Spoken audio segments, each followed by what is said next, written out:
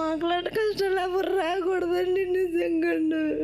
కాలమే కాటు వేసేనా, కళ్ళలో గంగ పొంగేనా, నిన్ను తోడున్న దైవాలే నేడు ప్రాణాలు తీసేనా. సో ఆవిడ మాటల్లోనే మనకు అర్థమవుతోంది వాళ్ళకంటూ ఇప్పుడు సొంతంగా ఉన్న టైలరింగ్ వితేనా అండ్ ఒకవేళ ఆవిడ ఇంటికి వెళ్ళి పని చేస్తే నెలకొచ్చే 500 సరిపోదు, నిజంగానే సరిపోదు వాళ్ళిద్దరూ బతకడానికి. సో ఇలాంటి పరిస్థితుల్లో వాళ్ళు అనుకుంటున్న మ్యాచింగ్ సెంటర్ ఏదైతే పెట్టుకుందాం అనుకున్నారో దానికోసం ఒక చివరి ప్రయత్నం చేద్దాం మనం. అది అక్కకి ఉండడానికైనా చెల్లి చదువుకోవడానికైనా అది ఉపయోగపడాలని. సో చివరి ప్రయత్నం నేను చేస్తానండి. మీరు వస్తారా? రండి రండి.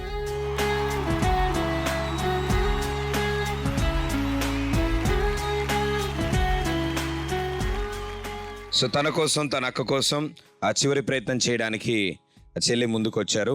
All the best ma'am. Okay, so మీరు ఇక్కడి నుంచి ఒక్కొక్క బాల్ ఈ రింగ్ లోపల నుంచి విసిరితే ఇక్కడున్న ఖాళీ టబ్లో పడాలి అవి. ఓకేమా? Ready, 3, 2, 1 go.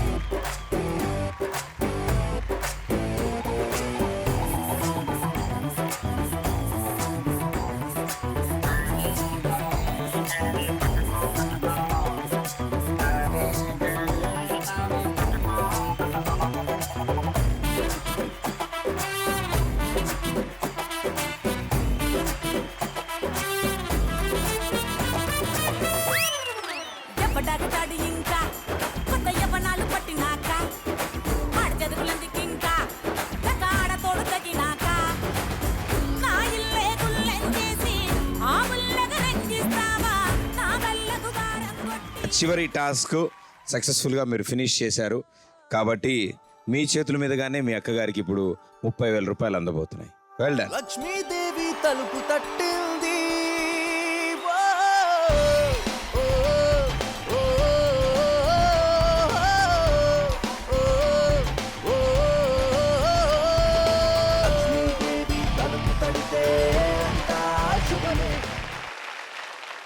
గెలుపు తలుపులే తీసే ఆకాశమే.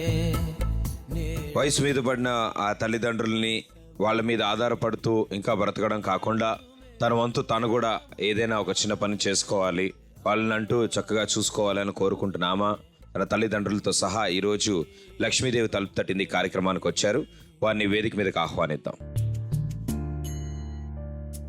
నా ఇల్లు నా వాళ్ళు క్షేమంగా నూరేళ్ళు ఉండాలి అంటూ ఒకరు, నా కోసం నా నేస్తం బతకాలి కలకాలం అంటూ కోరేది ఇంకొకరు.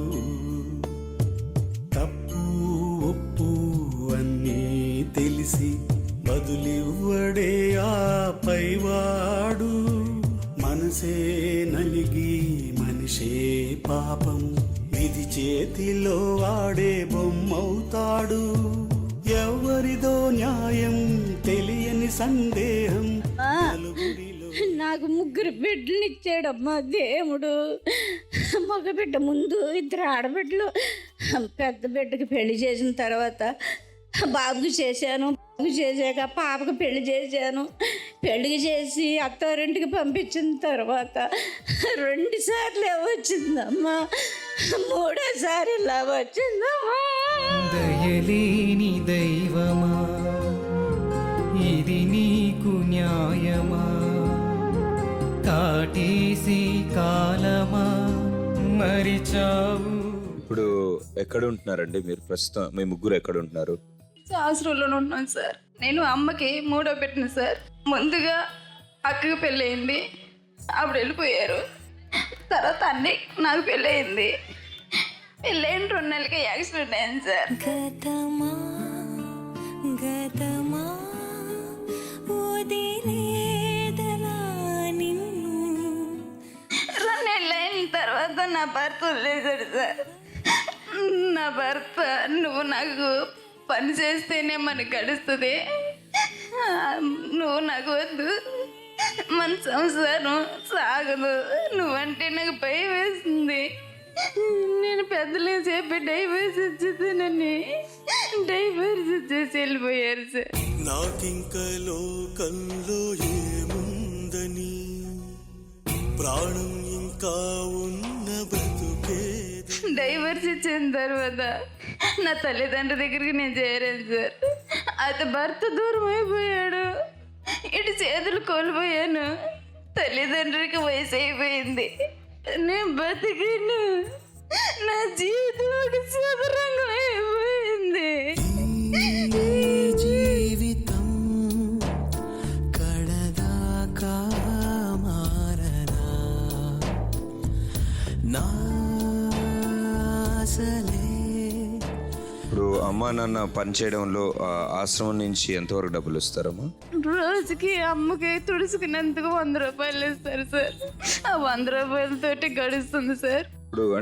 ఇప్పుడు ప్రస్తుతం పరిస్థితులు చక్కదిద్దుకోవాలి, కొంచెం మెరుగుపడాలి అంటే ఏం చేద్దాం అనుకుంటారు? ఏం కావాలమ్మా మీకు?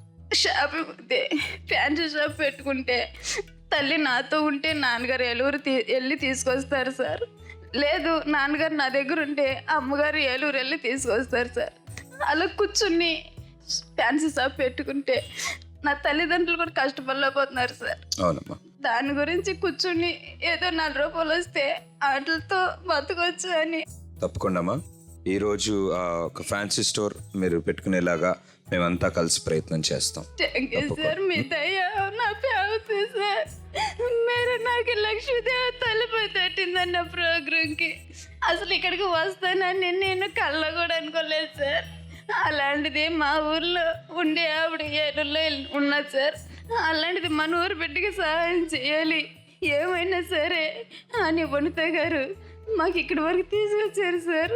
ఆవిడకి నేను కృతజ్ఞతలు తెలియజేసుకుంటున్నాను సార్. తప్పకుండా అమ్మా. అలా సహాయం చేయడానికి ఇంకా చాలా మంది ఇక్కడికి వచ్చారు. సో అందరం కలిసి ఈరోజు ప్రయత్నం చేద్దాం. ఇలా కూర్చోండి. కొడిగట్టే దీపంలా మినుకు మినుకు అంటోంది మనిషిగా బ్రతకాలనే ఆశ.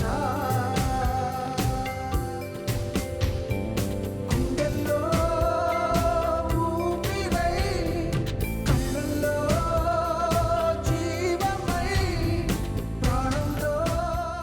ఒక ఆశ్రమంలో తలదాచుకుంటున్న ఈ ముగ్గురు వాళ్ళ అమ్మ ఆశ్రమంలో పనిచేయడంతో రోజుకి 100 రూపాయలు. ఆ 100 రూపాయలతో ఈ ముగ్గురు ఆ రోజు గడపాలి. అండ్ ఎప్పటికైనా సరే వయసు మీద పడిన ఆ తల్లిదండ్రులు ఇద్దరిని కనీసం తను చూసుకోవాల్సిన వయసులో తనని వాళ్ళు చూసుకుంటున్నారు. సార్ నేను వ్యాపారం చేసుకుని సాయంత్రం అత్తవారింటికి వెళ్తున్నాను సార్. వెళ్తుంటే సగం దూరం వెళ్ళేటప్పటికి మినీ వ్యాన్ వచ్చి కొట్టేసింది సార్. మా ఇంటి పక్కన ఆవిడ తీసుకెళ్ళింది నన్ను హాస్పిటల్కి తీసుకెళ్ళి పురిటి పోయించింది.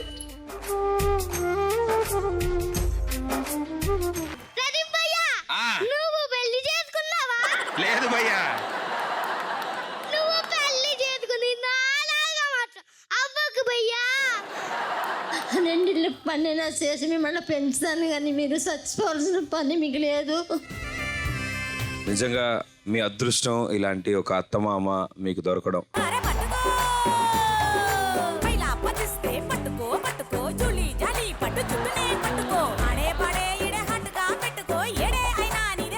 ఏ హీరోయిన్ ఇష్టం? ఏ హీరోయిన్?